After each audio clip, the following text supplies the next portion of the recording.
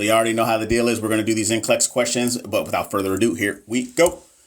Question number 1. After cardiac surgery, a client's blood pressure measures 126/80 millimeters of mercury. Nurse Katrina determines that the mean arterial pressure is which of the following? Is it 46, 80, 95, or 90? What are we thinking? Where's the question? The question's right in front of you. What are we talking about? And the answer is C. It is 95 millimeters of mercury. Using the following formula to calculate the MAP.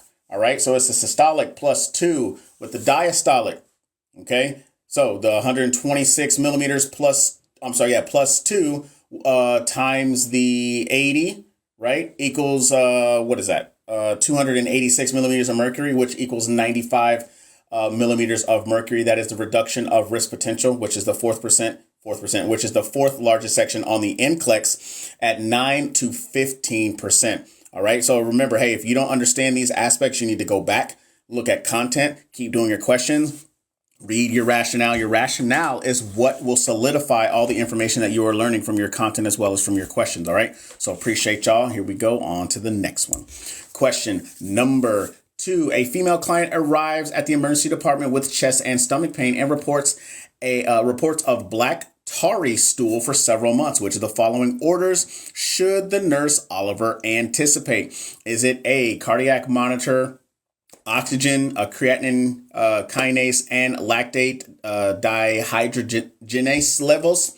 Is it a prothrombin time, partial prothrombin time, fibrinogen, and fibrin split value, product value? Is it an electrocardiogram, CBC, test for octal blood, and comprehensive serum metabolic panel? Or is it an electro, I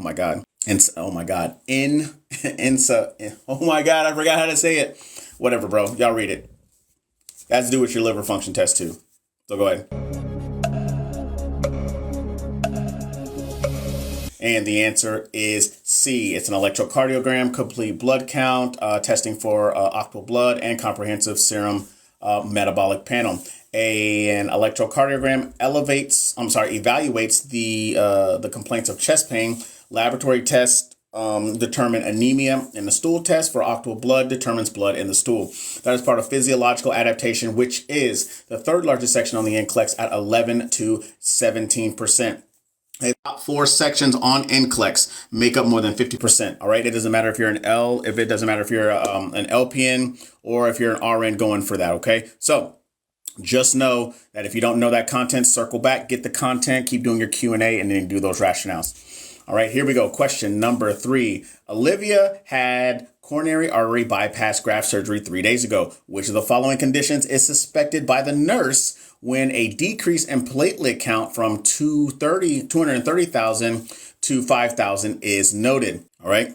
Is it pancytopenia? Is it idiopathic thrombocytopenia purpura? Is it disseminated intravascular coagulation? Or is it heparin-associated thrombosis and thrombocytopenia? What are we thinking?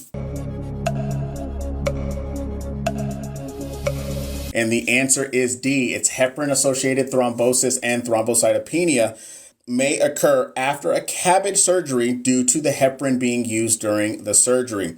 All right. Those two can fall under pharmacological and parenteral therapies as well as physiological adaptation, which is number 2 and number 3, the second and third largest section on the NCLEX exam. All right. Here we go. Question number 4. Which of the following drugs would be ordered by the physician to improve the platelet count in a male with idiopathic thrombocytopenia purpura? Is it ASA, corticosteroids, methotrexate, or vitamin K? What are we thinking? And the answer is B, corticosteroids. Corticosteroid therapy can decrease antibody production and phagocytosis of the antibody-coated platelets, retaining more functioning platelets. That's part of pharmacological and parenteral therapies. All right.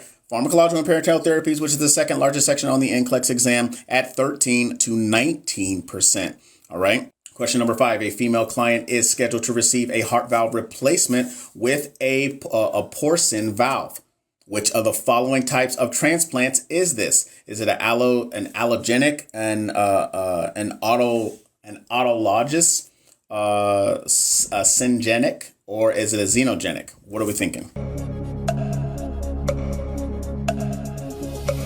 And the answer is D, is xenogenic, right? A xenogenic transplant is between a human and another species. That's part of reduction of risk potential, which is 9 to 15% on the NCLEX exam, making it the 4th largest section on the NCLEX. Hey, management of care, farm, physiological adaptation, reduction of risk potential make up more than 50% of the NCLEX, all right? Just letting y'all know.